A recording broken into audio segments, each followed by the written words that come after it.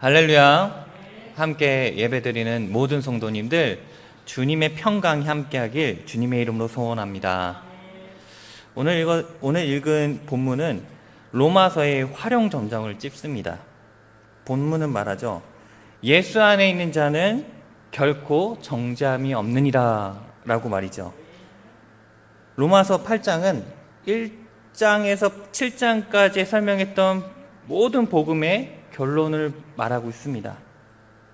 그것을 말해주는 단어가 있죠. 본문 1절 말씀에 보면 그러므로 라는 단어가 있습니다.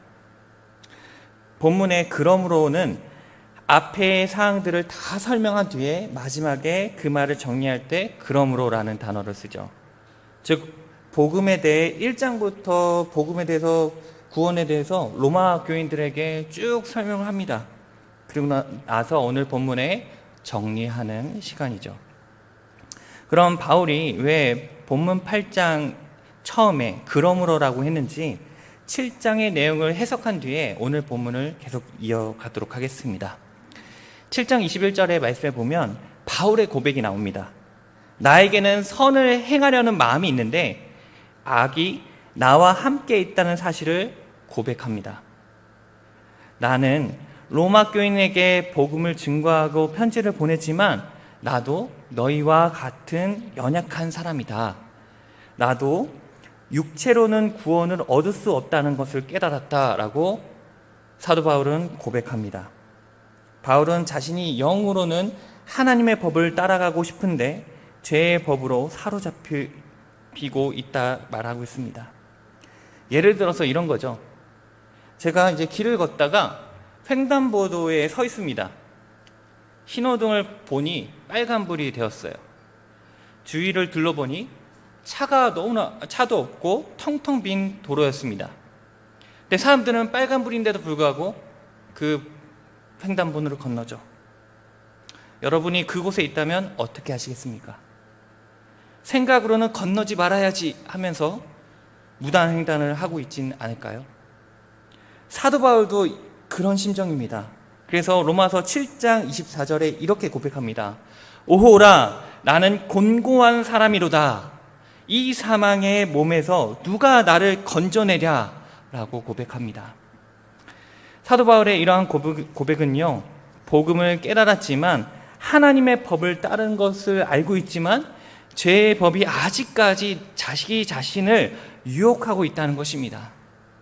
사도 바울 자신도 이 죄에서 해결하지 못하는 것을 고백하고 있습니다. 머리로는 정리가 되었는데 마음으로는 죄를 따라가고 싶은 마음인 것입니다. 그래서 사도 바울은 로마서 7장 25절 말씀을 보면 자신의 현실에 대해서 이야기하고 있습니다. 우리 주 예수 그리스도로 말미암아 하나님께 감사하리로다.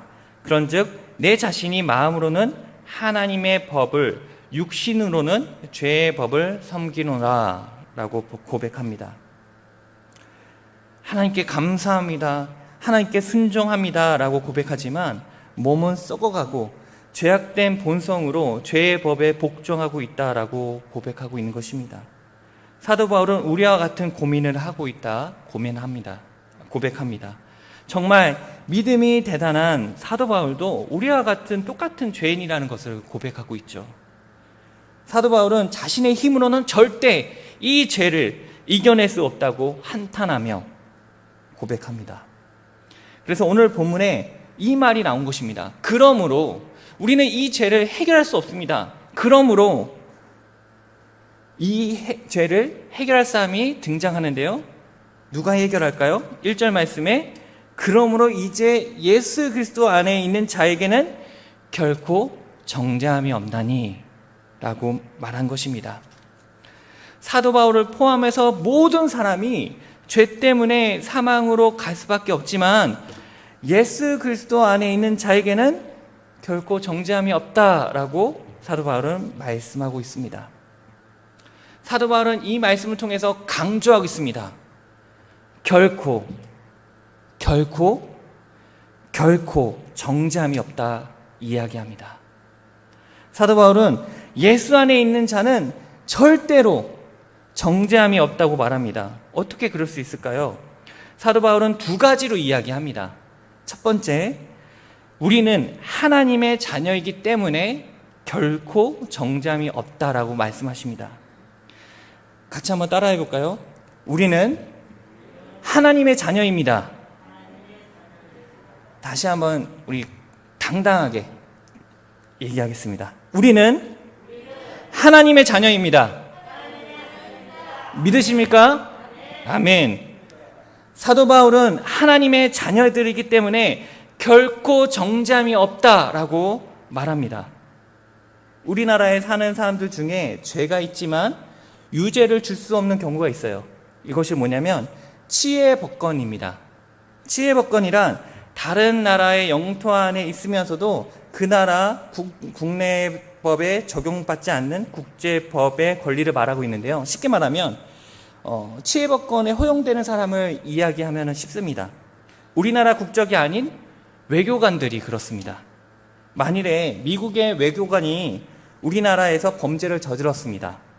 그렇다면 그 외교관은 우리나라 법에 적용되는 것이 아니라 미국의 법에 적용되는 것입니다. 그 외교관은 우리와 소속이 다르기 때문에 국내법으로는 처벌할 수 없습니다. 우리는 어떤 사람입니까? 하나님 나라의 주민권을 획득한 주님의 백성들이자 외교관들입니다. 외교관은 무슨 일을 하죠? 자신의 나라의 발전을 위해서 일을 합니다. 우리는 먼저 부름받은 하나님의 외교관으로서 하나님 나라의 확장을 위해서 살아야 할 줄 믿습니다. 베드로전서 2장 9절에 이렇게 기록되어 있습니다. 그러나 너희는 택하신 족속이요 왕같은 제사장들이요 거룩한 나라요 그의 소유된 백성이니.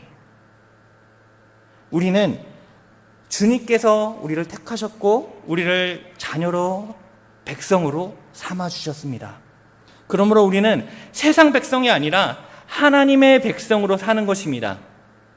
그래서 세상 백성일 때 우리는 율법으로 인해 죄가 성립이 되었죠. 사형 선고를 받을 수밖에 없었습니다.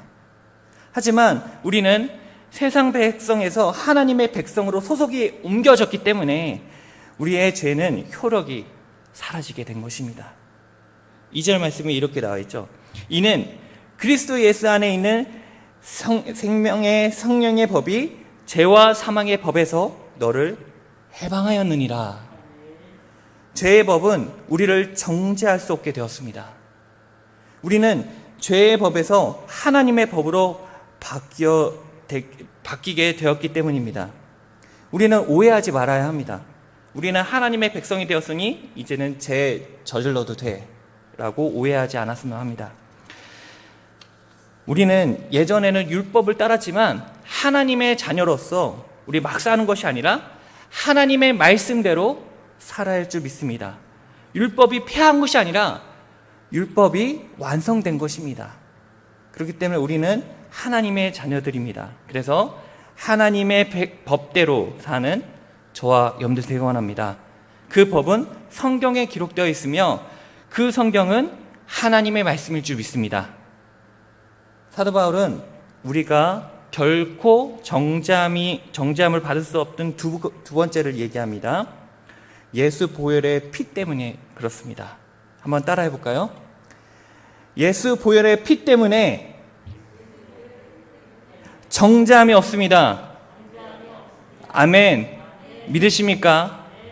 우리가 하나님의 자녀가 된 것은 예수 보혈의 피 때문에 가능해졌습니다. 우리는 하나님의 관계가 회복되려면 아담의 죄를 해결해야 합니다. 그 죄를 해결하기 위해서는 죄를 지었던 사람이 해결해야 돼요. 그것도 흠없는 사람이 해결해야 합니다.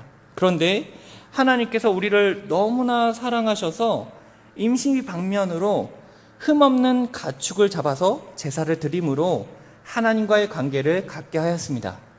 하지만 우리의 죄를 완전히 해결한 것이 아닌 방편이었죠. 하나님께서 우리를 너무나 사랑하셔서 다시 한번 기회를 주십니다. 하나님의 아들이신 예수님을 이 땅에 보내주셨습니다. 예수님은 인간의 대표가 되심으로 우리의 죄를 담당하심으로 우리의 죄에서 해방시켜 주셨습니다. 3절 말씀에 이런 말씀이 있죠. 죄에 있는 육신의 모양으로 라고 기록되어 있는 것처럼 이 말은요, 예수님은 죄가 없으십니다. 그런데 예수님이 죄에 있는 육신의 모양으로 오셨다라고 이야기하는 것입니다. 즉, 죄 없으신 예수님이 우리가 입고 있는 죄인의 옷을 대신 입으셨다는 것입니다. 그러므로 예수님이 죽으심으로 우리는 죄에서 해방되었습니다. 우리가 살았을 때는 죄가 효력이 있죠. 그 죄값을 치러야 합니다. 만일 어떤 사람이 이제 아이폰을 훔쳤습니다. 그 훔친 죄의 대가가 만일에 징역 20년이라고 합시다. 그런데 징역 10년을 살다가 죽었어요. 그럼 그 죄가 어떻게 되죠? 사라지게 됩니다. 우리 죄도 마찬가지입니다. 인간은 율법으로부터 자유로울 수가 없었습니다. 우리의 죄를 담당할 사람이 없는 죄인들이기 때문입니다. 죄인데 우리는 사망 심판 선고를 받았습니다. 하지만 우리의 모든 죄를 예수님께서 대속하심으로 십자의 형을 당하셨습니다. 그래서 우리는 예수님 때문에 죄를 더 이상 짊어지지 않아도 되었습니다. 그렇다면 왜 예수님께서 우리 때문에 십자가에 달리셨을까요? 우리는 몰라요. 이해하기 어렵습니다. 설명할 수는 없지만 모든 것이 사실입니다. 여러분, 진정한 사랑에는 이유가 있나요? 무조건적인 사랑입니다. 이유나 조건이 없습니다. 여러분의 부모님이 우리에게 용돈을 줘야만 우리가 부모님께 효도할까요? 자식들이 우리들에게 어떤 것을 줄 때만 우리가 자식들을 사랑하나요? 아닙니다. 그냥 계시는 것 자체가 좋은 것입니다. 이유는 없습니다. 단지 내 부모님이기 때문에 좋은 거예요. 내 사랑하는 자식들이기 때문에 좋은 거예요. 하나님은 우리를 바라볼 때 조건 없는 사랑으로 사랑하셨고, 그로 인해서 예수 그리스도를 이 땅에 보내셨고, 예수 그리스도가 희생한 것입니다. 그러므로 우리는 예수님께서 우리의 죄를 대신 지심으로 결코 정죄함이 없게 되었습니다. 할렐루야. 이 복되고 기쁜 복음을 깨닫는 저와 여러분들 되곤 합니다. 그럴 때 우리는 이 세상을 살아갈 때 자유함을 얻을 줄 믿습니다. 이 자유함은 방종이 아닌 하나님께서 주신 진정한 자유일 줄 믿습니다. 우리 죄는 사라졌지만 하나님께서 하나님의 자녀된 우리들에게 하나님의 법을 요구하십니다. 5절에서 6절 말씀 한번 보면, 육신을 따르는 자는 육신의 일을, 영을 따르는 자는 영의 일을 생각하나니 육신의 생각은 사망이요 영의 생각은 생명과 평안이라 라고 이야기합니다. 하나님께서는 우리들에게 말씀하십니다. 우리들은 육신에 따르는 자가 아니라 영을 따르는 자들이기 때문에 하나님의 말씀을 따라 살라고 말씀하십니다. 왜냐하면 죄의 본성의 지배를 받는 사람들은 그 생각들을, 죄를 생각하기 때문에 죽음으로 향하지만 성령의 지배를 받는 사람들은 생명과 평강으로 가기 때문입니다. 하나님께서 주님의 자녀들이 죄 때문에 관계가 단절되지 않기를 바라고 있습니다. 하나님께서 우리가 죄에 빠져 사망의 늪에 빠지지 않기를 바라고 있습니다. 하나님께서 우리가 생명을 얻길 원하며 평강이 함께하길 바라고 있습니다. 그래서 저와 여러분들이 육신의 일을 생각하거나 따르지 아니하고 하나님의 일을 생각하고 하나님의 말씀을 따라 사는 저와 여러분들 되곤 합니다. 하나님께서 원하시는 것이고 하나님께서 한 가지, 우리들에게 바라는 단 한 가지 조건입니다. 그 조건에 우리가 또 수응하며 하나님의 말씀 그리고 하나님과 동행하는 삶을 사는 저와 여러분들 되곤 합니다. 우리 말씀을 맺고자 합니다. 우리는 사도 바울이 고백했던 것처럼 사망에 허우적거릴 수밖에 없는 곤고한 자입니다. 죄인들이죠. 하지만 하나님께서 그 죄인들을 불쌍히 여기사 독생자 예수님을 이 땅에 보내주셔서 우리의 죄를 대신 담당하셨습니다. 그래서 주님께서 우리들을 생명의 성령의 법이 죄와 사망의 법에서 해방시켜 주셨습니다. 우린 너무나 많은 것들을 듣고 있죠. 날마다 이 복음에 대해서 듣고 알고 있습니다. 그런데 우리 마음속에 깊이 새기고 있나요? 우리 한번 묵상하길 원합니다. 기도하길 원합니다. 내가 머리로만 알고 있는 것이 아니라 내 마음속에, 그 마음속에 예수 그리스도가 함께 할 수 있도록, 생명의 성령의 법이 죄와 사망의 법에서 해방되었다는 것을 깨달을 수 있도록 함께 기도하는 저와 여러분들 되기 원합니다. 그래서 우리는 주님께 감사드리며 육신에 따른 자가 되지 않고 주님의 말씀에 따르며 살아가는 주님의 자녀 되길 주님의 이름으로 소원합니다.